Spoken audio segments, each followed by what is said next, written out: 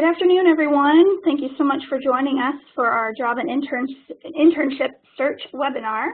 Before we get started, I just want to make sure that you all can hear me. If you could respond in the text box to let me know if you can hear me. It muted when you hit it the first time.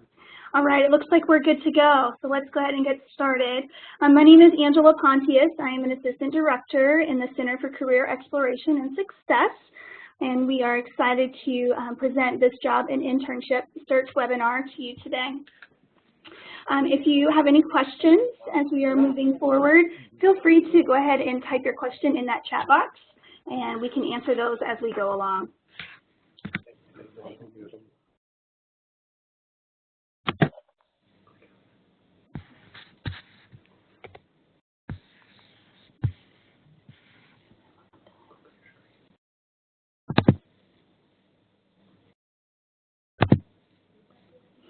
So a brief overview of what we have to offer here in the Career Center.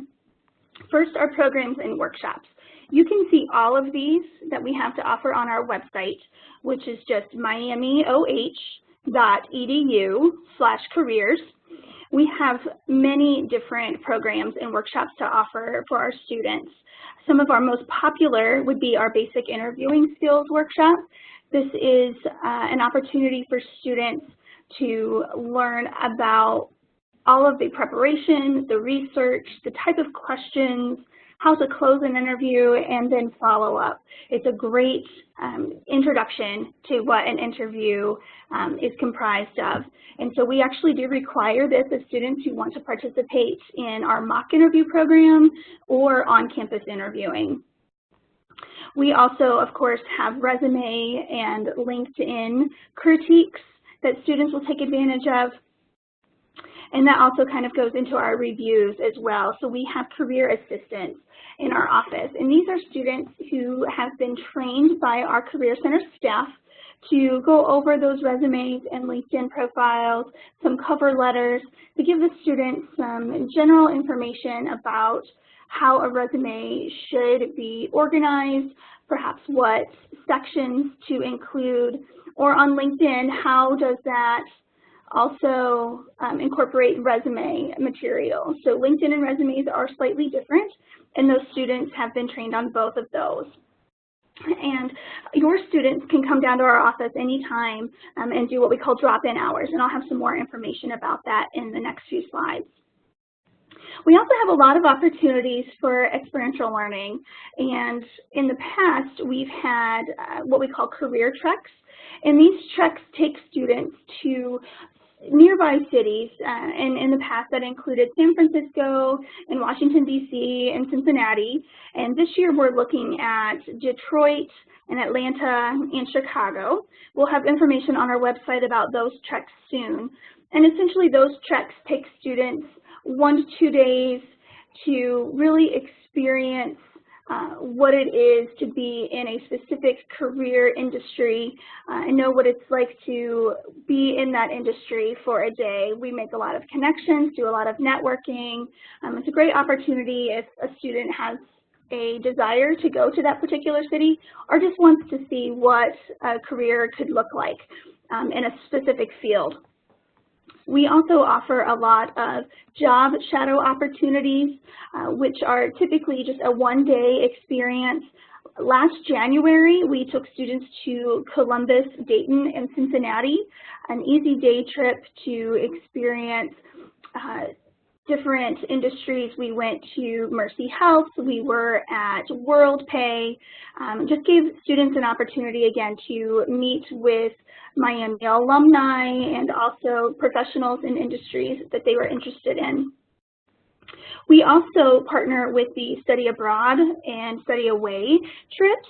And so coming up, actually also in January, we are partnering with the StratCom program called Inside Chicago, and we'll be taking a mini trek up there. And then also the College of Creative Arts, the fashion program, will be going to New York City. And so there's a couple of different ways to participate in those study abroad and away trips as well. Of course, we have our career coaching. Each division, each college has their own career advisors in our center. So, for example, I am the liaison to the College of Creative Arts, and so I work with all of those students. And so we have an advisor for each one of those divisions and colleges. So your students can make appointments with us for individualized career coaching. We also have our mock interview program. It is a wonderful program that is coordinated with a professional here in our office and with our student mock interviewers. And your students can set up an appointment to do a mock interview. The whole experience is about 60 minutes. The first 30 minutes is a 30-minute interview, and it can be industry specific. It can also be recorded so the students can reflect on it later. But then there's also a 30-minute debrief about that interview and helpful suggestions on how the student could improve their interview experience. And then lastly, our career fairs. And so we just had our fall career fair about a month ago. And we also recently had SEEN, which is for our sports careers, and so that happened actually just a couple weeks ago. And we have a lot of different fairs that come up throughout the year. Coming up next would be our Architecture and Design Fair happening on December 10th. We also have our Spring Career Fair, which would be on February 21st. And we have a lot of other expos and networking nights that also come up as well. And all of those events, including all of our other programs and workshops and everything you see here, will be on our website.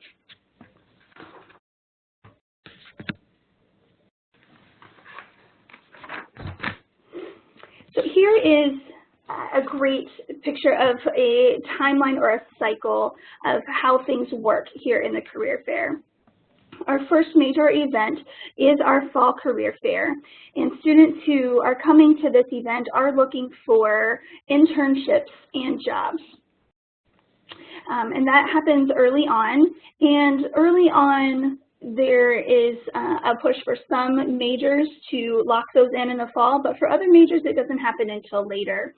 But after that fall career fair, then we're looking into fall recruiting and what we call on-campus interviews. And so prep for that would be your resume, cover letters, and doing an interview, all of those things that we offer here in our office to help students prepare for that fall recruiting and on-campus interviews. All information regarding jobs and internships are available on HANDSHAKE, which is our job board, and it's the way that the Career Center can communicate with students. And during on-campus interviews, we have employers come to our office. We have a suite of interview rooms, and we allow employers to come on campus and do interviews here with our students. This is great that students don't have to leave campus. They don't have to try and do it when they're on fall break or Thanksgiving break.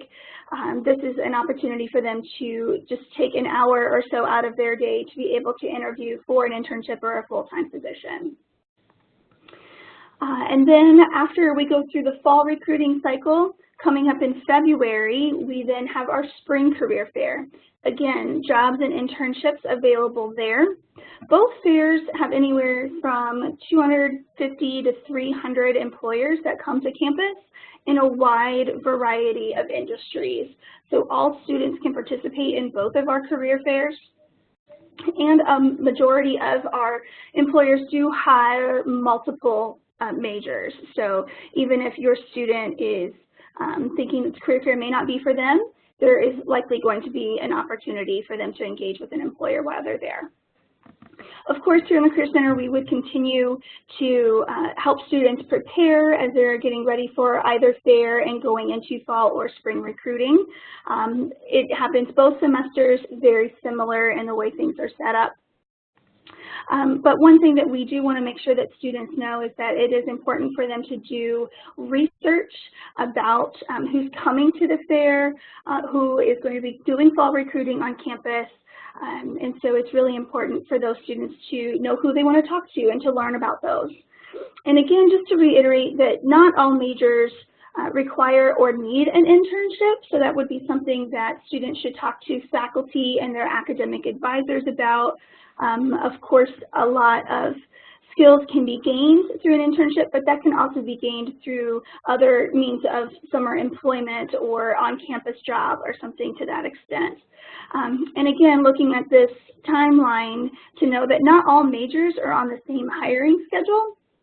A lot of business students or engineering students might be looking at getting a full-time job from the fall career fair. However, our teachers, our creatives, and some of our other majors will be looking during the spring career fair.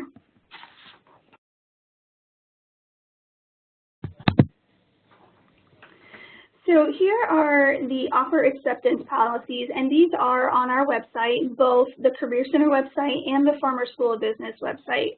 And this is really important for students to know when they are interviewing and has been offered a position. So anything through the Career Center, the offer must remain open for 3 weeks. So from the date of the offer is being made, 3 weeks after that, the students have the opportunity to decide if they want to accept or decline that offer. This does give the students the opportunity to go through any other interviews that they have or be able to really decide which position, if they've been given multiple offers, which a lot of Miami students do receive. This gives them the opportunity to really think about which offer is going to be right for them. Students in the Farmer School of Business, there are a few other timelines to consider, because a lot of those students who have summer internships, they will often lead to full-time positions. So that offer for summer internships must remain open until October 15th. The summer leadership experience, which for our accounting students, which will most likely lead to an internship, that offer must remain open until August 15th. And then you have full-time internship for fall recruiting and spring recruiting. Again, here for these, it's either by a specific date or 3 weeks, whichever one would be longer. So those are a lot of dates, but again, those policies are located on both the Career Center and the Farmer School of Business website.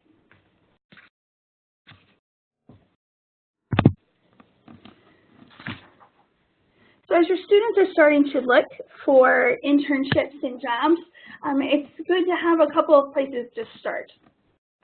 So we encourage all of the students to create a LinkedIn profile early on in their years here at Miami, and LinkedIn actually has a great search engine right there in its site for jobs and internships. And you can sort that by level, you can sort that by location. It really is very helpful, and we know that those postings are usually from companies that students are following, so they already have an interest in those. You can also likely see who posted that position, and so students can follow that person on LinkedIn, perhaps even reach out to that person on LinkedIn to inquire about the position. If your students have any interest in looking at international opportunities, going global is another option for students to get started, and we do have a subscription to that here through the Career Center. HANDSHAKE, of course, is our online job board, and so all of the companies that are posting on HANDSHAKE, whether it be for jobs or internships, go through a process here in the Career Center, and we make sure that they are vetted before that their posting goes live.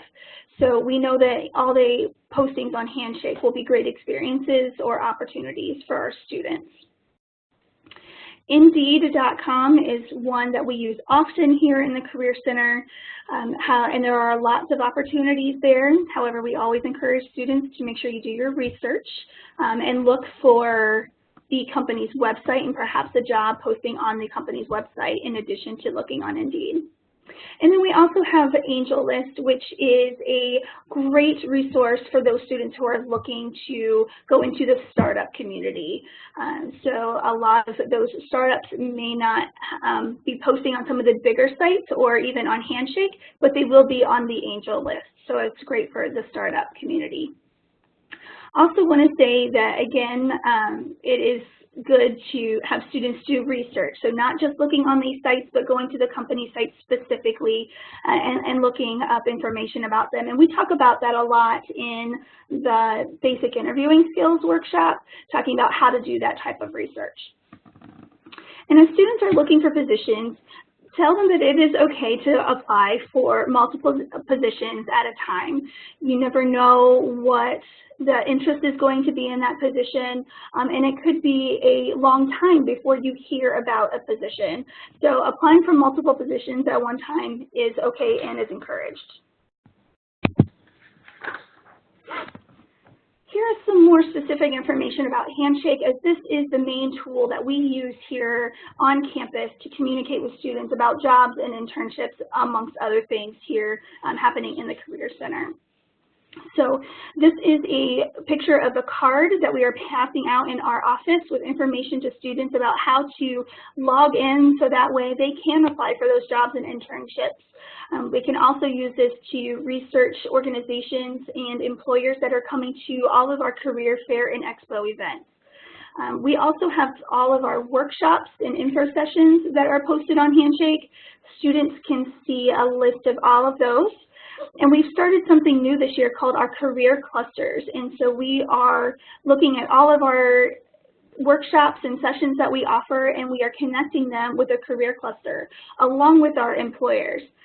That is going to take us some time to make sure that we can label all of those, but we are in the process of that. And so when your students choose their career cluster, they can then go into HANDSHAKE and search that they want to attend an event that is in the health and medicine cluster, for example, and that would be able to pull all of those up. So HANDSHAKE is a great way just to see what is happening. This is also how they would schedule their mock and on-campus interviews, along with requesting their career coaching appointments. So this tool that we have is a great tool for students to really be connected to the Career Center and to be able to do multiple career-related tasks in one place. So if you're talking to your student about this, they can access this through their My Miami page. In the upper left-hand corner, they would see those circles there, BannerWeb Careers in the hub. The careers there in red is what they would choose, and that would take them straight to the HANDSHAKE page where they can log in. You can also see our job board just by going to our website, miamioh.edu/careers. And on the right-hand side there, you'll see job board, and that's what you would click to get to HANDSHAKE.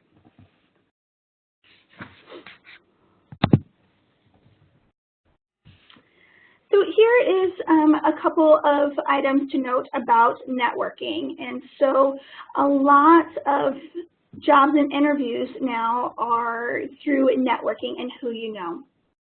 So talking a little bit about informational interviewing and what that looks like. LinkedIn is a great place to start. I always talk to students about utilizing our alumni network, and it's very easy to find those alumni on LinkedIn. Great way to reach out to them and explain that they are a student and wanting to get to know them a little bit better. Another way then to do informational interviewing is about organizations of interest, professional associations, or our career fairs. All of those are great ways just to network and talk with folks. So if it is not going to be, say, at an event, but you want to take it a little step further, then this is where informational interviewing comes into play.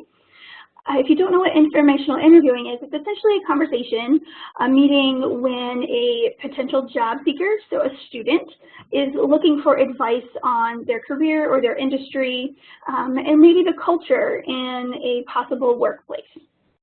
And this interview is just used to gather information on the field, on the specific company that they're going to be visiting, and it also gives them an opportunity then to network with the person that they're going to be interviewing. So informational interviewing is different from a job interview because this conversation is not about hiring for a specific job. The student can ask just general questions about the nature of the company or the industry, how the professional got to where they are, perhaps they had connections to Miami, and then what other connections can be made through that meeting. So this informational interview provides a non-threatening forum, essentially, for discussion for both sides to learn about each other, but really for the student just to get a bigger picture, a better idea as to what is happening in the industry and what it's like to be involved in that industry. Also something to think about if your student is going to be participating in an informational interview is to think about etiquette and guidelines for that. And remember that for any interview, the student should learn in advance about the industry, about the company, and even perhaps who they will be meeting with. And that these interviews are typically very short, 15 to 20 minutes, just to ask a few general questions and make a connection. I think a great time to do some informational interviewing is during the J term, where students have the extended winter break. Spring break is also a good time, or of course any time over the summer, but during those break periods is a good time to do that. And this is good for students of all years. So even if your student is a first-year student, it's absolutely okay for them just to be starting, and this kind of goes along with our philosophy of career exploration and talking with professionals in the industry. So again, good for all students, and great thing to do over long breaks. Here is a sample ask for a student to send either via email or perhaps a LinkedIn message. Explaining that they would like to have an informational interview. So the first part is really just an introduction and the interest that they currently have in a particular industry. Students will then go on to say how they learned of that professional, the position that they're in, and why that they're reaching out to them, perhaps what they're interested in learning about. And then the ask to meet with them to learn about how they developed their career, what was their career path, how did their major equal career, things like that. And then of course just thank you for considering the request. And so again, you can send this via email or a LinkedIn message.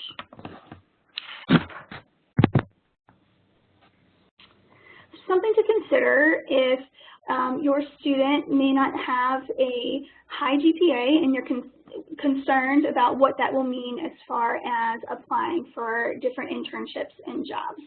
So there are things that students can put on their resume that can really sell their experiences and the skills that they've learned while being here at Miami. So we encourage students when they are creating their resume to also think about what they can bring outside of their coursework, the different experiences that they've had. A different experience could include a study abroad experience. There are a lot of skills that students gain by doing experiential learning opportunities.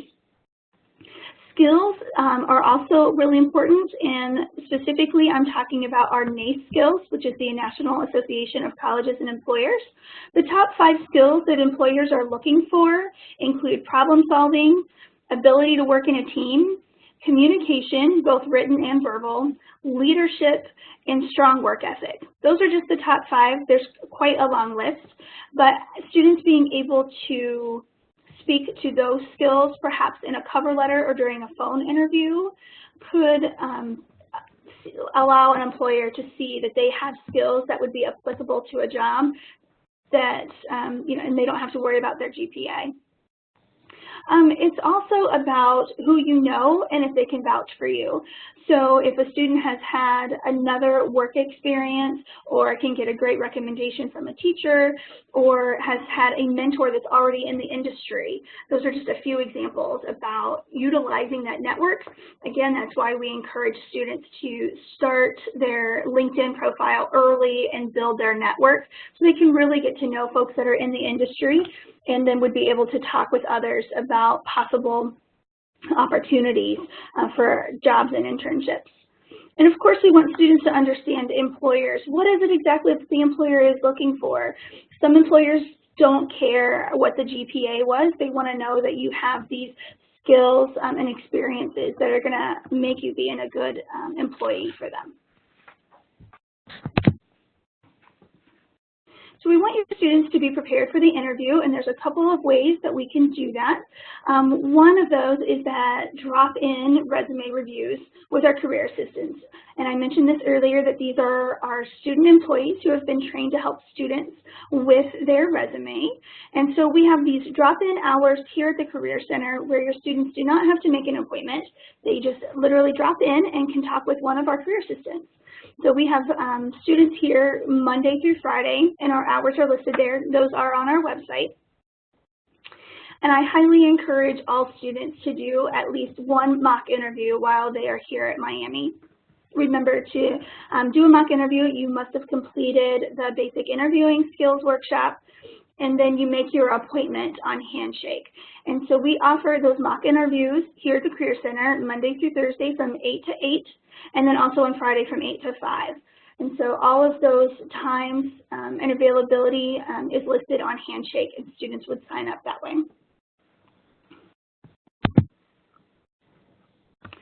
So what's next as we are beginning our career journey here? First, we want students to customize their HANDSHAKE profile.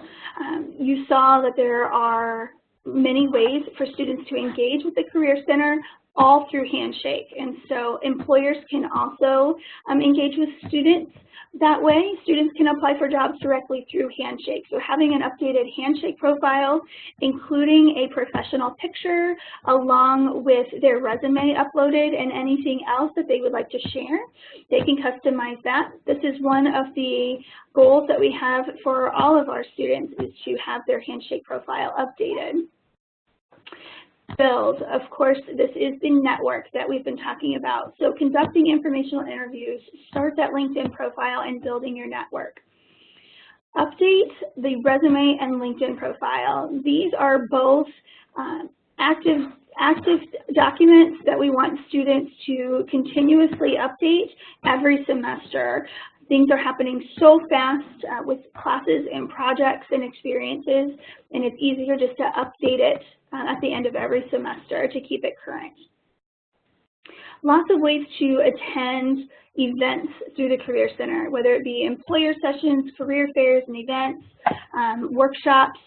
So we have lots of different types of events and programming that happens through our office, and students are welcome to attend as many of those as they would like.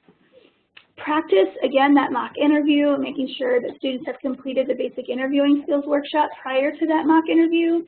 The basic interviewing skills workshop is just a one-time requirement. After they do that one time, they can then do mock interviews and on-campus interviews, as many as they would like. And lastly, logistics, thinking about once you have received that internship offer, if it's not going to be near home, what does that look like? Is that going to require that you find your own housing? Do they provide housing? Is it paid? Is it unpaid?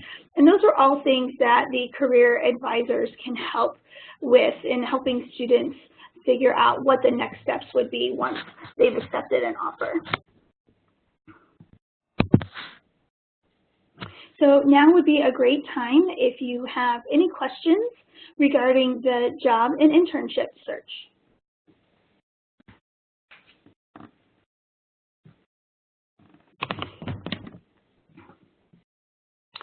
So first question is, if a student gets an internship on their own, do they work with the Career Center for getting academic credit?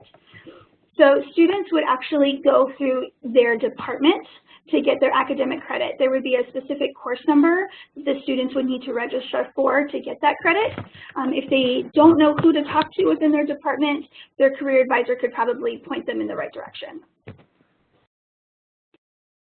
And they would need to make sure that they register for that course to get the credit before they start their internship.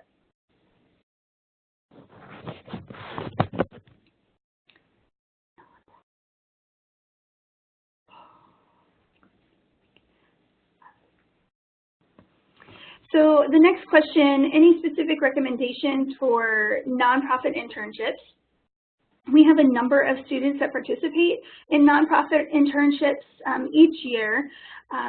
I don't know if you have a specific question about how to apply for those, but I can tell you that even through the Career Center, we do offer scholarships because a lot of times those nonprofit internships are unpaid. So we offer scholarships to help students be able to do those types of internships.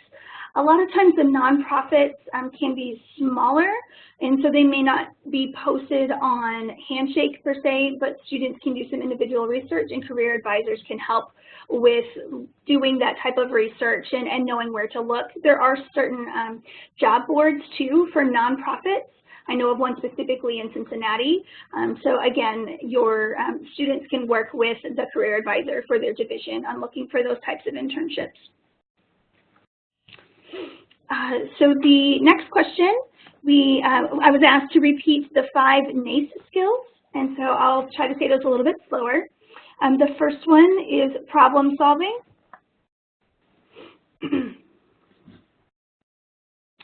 Second one is ability to work in a team.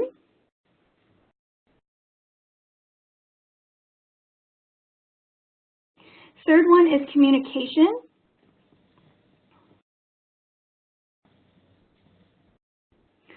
Fourth skill is leadership.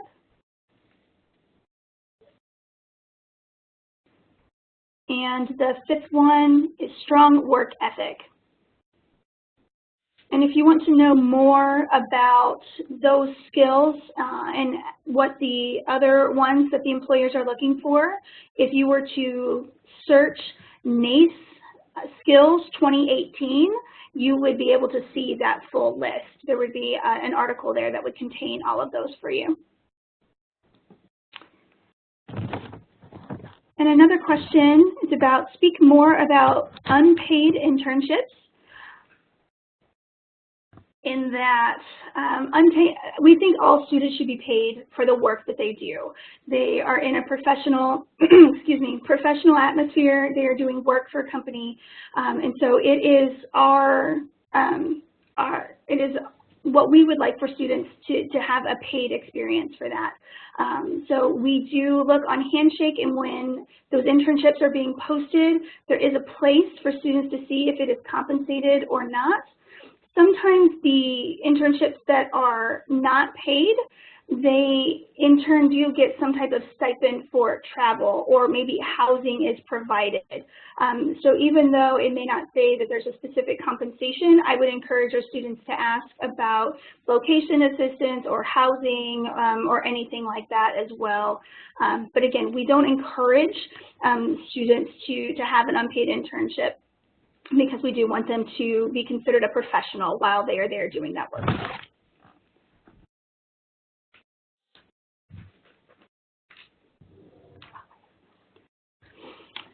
The next question is, what percentage of students do at least one internship? I don't have that specific number in front of me right now, but that is something that I could look up for you. Again, also, I can only give you the information that we have via HANDSHAKE. A lot of our students do get internships on their own, and we never know about that. So I will do some research on that, and I will pass that along to Mark, and he can make sure that that information gets passed along to you. Next, can you help out-of-state students get internships out of state? Yes, we can. We actually have a great employer relations team who are continuously building the relationships that we have with employers throughout the United States. We actually have a majority of our students do stay in Ohio when it comes to career, but the next states that come to mind are New York, California, Illinois, and so we are building those relationships with employers out of state. So I would encourage your students to set up a time with their career advisor to talk about how to navigate the best way to be looking for jobs that are out of state. Also, HANDSHAKE is a great tool in that a lot of different universities use that platform for their jobs. And so when employers go in to HANDSHAKE to post their job, they have the option to post that job at multiple universities, whoever uses HANDSHAKE. And so we are starting to see more and more positions being posted that are out of state because HANDSHAKE is being used by a wide variety of universities across the country.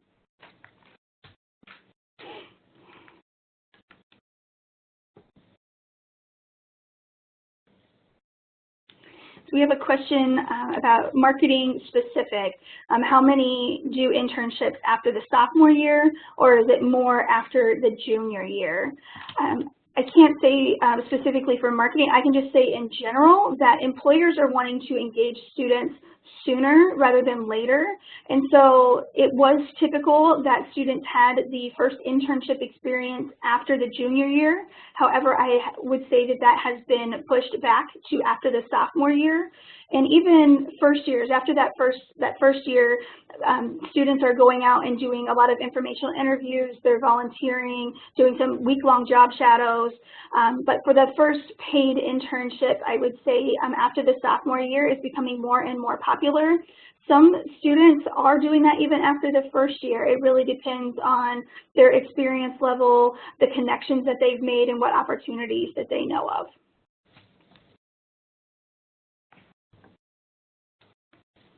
Are there any other questions?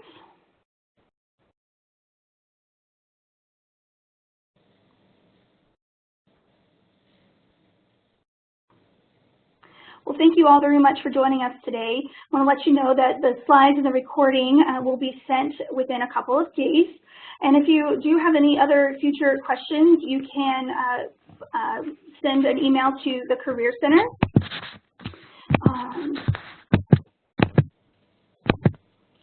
There is the General Career Center email address if you would like to forward any questions or concerns, or you can also contact Mark in the Parent and Family Programs Office. Thanks again for joining us today.